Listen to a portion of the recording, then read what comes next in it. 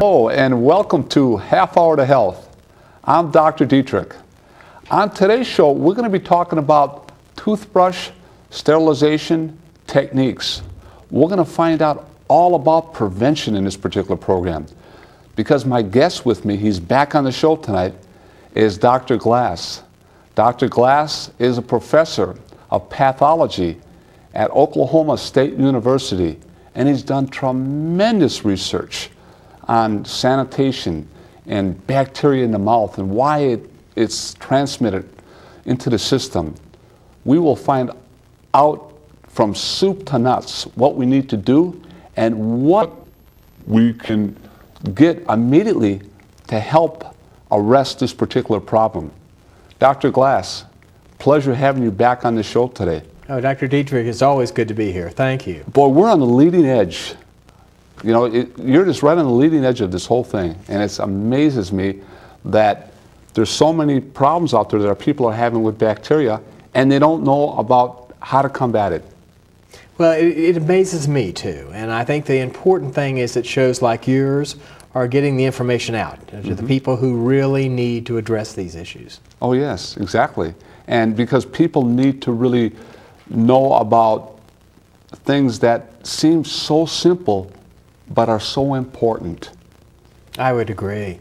You know, you came up, you've done so much research, and you came up with a product called PureBrush. How did this come to birth, the PureBrush? I mean, you have done so many studies on other things also out there. And why did you come to PureBrush? How did the birth of this particular product come? Well, it's a very interesting story. Okay. Because I want to hear about once you find the problem, you're given lots and lots of potential solutions.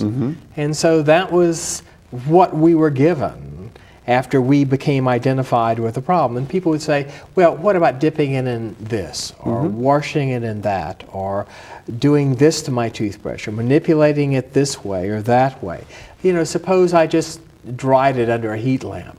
Would that make a difference? And what we found was some science that we'd already used. I had a large mouse colony. These are called nude mice, and of course these are mice that are very susceptible to diseases. That's why we have the colony. And whenever we turn out the overhead lights, we would turn on ultraviolet lights. Why? Because we knew that ultraviolet light tended to kill bacteria, yeast, and fungi. And we came to find out, in terms of the toothbrush, that it kills virus on the toothbrush. So we went through a very systematic approach to looking at all types of different agents. We used chemicals, and we used things like microwave and dishwashers. And, you know, we even had a fun experiment where we dipped the toothbrushes in 7 different alcoholic beverages. The toothbrush was very tasty, but it was not sterile. Right, was the bottom line. So we kept coming back to the ultraviolet light. Now, let's talk about viruses and bacteria through the toothbrush. How can they affect people's health? How are people's health affected by, as an example, no sanitation done with the toothbrush? How can their health be affected? If you don't sanitize the toothbrush, if you don't counter this idea of microorganisms or bacteria, yeast, and fungi on the toothbrush, then you have 2 things going on. Number one, you have an increase in the numbers of these organisms. These organisms actually grow on the toothbrush. Now, what organisms am I talking about? Yeah, what I'm are talking you talking about bacteria. I'm talking about yeast and fungi. Virus are not going to increase in number, but the very presence of the virus is important. Now, we take this contaminated object and we put it in our mouth, and we remove food, which sticks to the toothbrush. The water in the mouth sticks to the toothbrush, and the organisms flourish. Now, we go back into the mouth with this same instrument, and we injure the tissue. That injects the organisms both into the tissues and into the bloodstream. Wow. So if we don't counter with some kind of process that will actually kill these organisms, then in fact what we're doing is we're either perpetuating the mouth diseases or perpetuating the diseases that go through the entire body. So what I'm hearing then, we can set up an environment in the body to create different pathologies, would you say? That's correct. That's correct. Now, the one that's gotten the most attention recently has been the effect of the mouth on the heart. Oh yeah, I heard that. And this is something I think that's very important. We're just at the very beginning of those studies, but certainly it, once again, comes back to this idea of how can we prevent these processes. And I come back then to the thing that I found to be the most effective and really the thing that I advocate for my patients, and that is the ultraviolet light toothbrush sanitizing system. And of all the ones that I've tested, the Pure Brush is the one that is the most effective. Okay, the Pure Brush system. Let's talk a little bit about the Pure Brush system. As far as the cost factors for the average family out there, say wants to purchase one of these particular units, are they expensive to purchase something like this? That's something that's very interesting. What is the expense? This unit is about 1/2 of an antibiotic prescription. Let me put it on terms that we all understand. Yeah, exactly. If you prevent one disease a year in one family member, you've paid for the unit.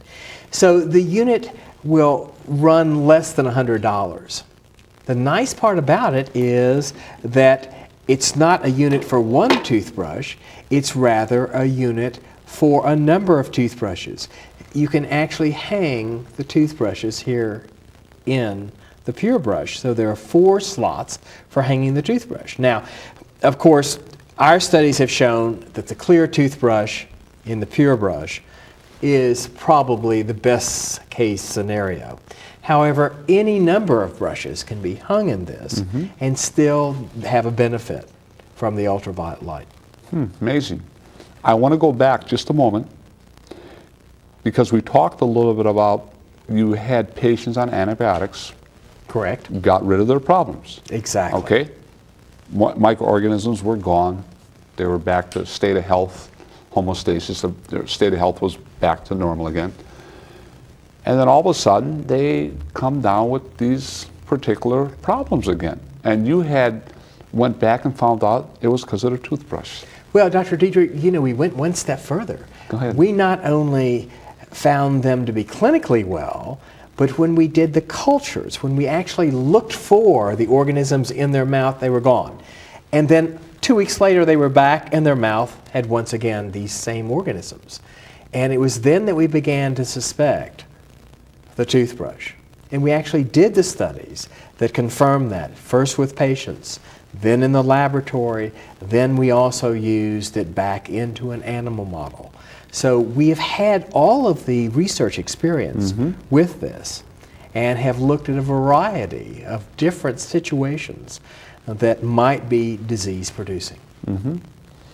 Let's talk about Pure Brush system versus, say, hydrogen peroxide, say soap, say whatever else is out there. How effective is this system against these things that I've been talking about, as far as hydrogen peroxide or what have you? The problem with the liquids is a physical problem called surface tension. It's why you put soap in the dishwasher. If you didn't put soap in the dishwasher, the food would still cling to the dishes. That's surface tension. Well, hydrogen peroxide and other products like this, the alcohol products, can't get down to where the organisms live. And if you can't get the product to where the organism lives, it's not going to be effective. Now,